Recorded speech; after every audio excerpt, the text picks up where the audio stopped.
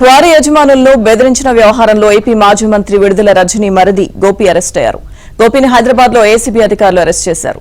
ఎడ్లపాడులో కంకర క్వారీ యజమానులను బెదిరించి డబ్బు వసూలు చేశారని గోపిపై కేసు నమోదైంది. ఇదే కేసులో విడుదల రజనీ నిందితురాలుగా ఉన్నారు.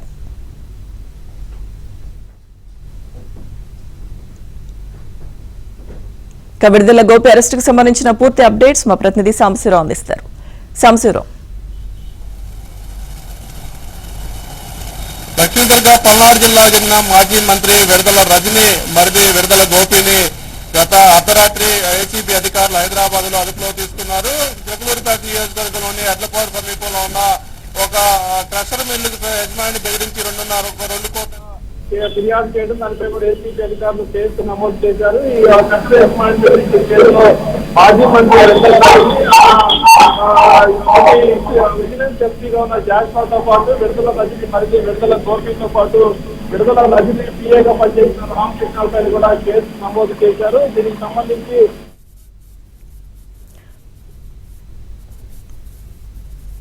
Thank you Sambasivarao.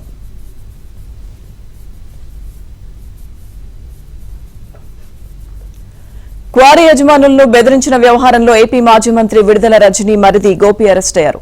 గోపిని హైదరాబాద్ లో ఏసీబీ అధికారులు అరెస్ట్ చేశారు. ఎడ్లపాడులో కంకర క్వారీ యజమానులను బెదిరించి డబ్బు వసూలు చేశారని గోపిపై కేసు నమోదైంది.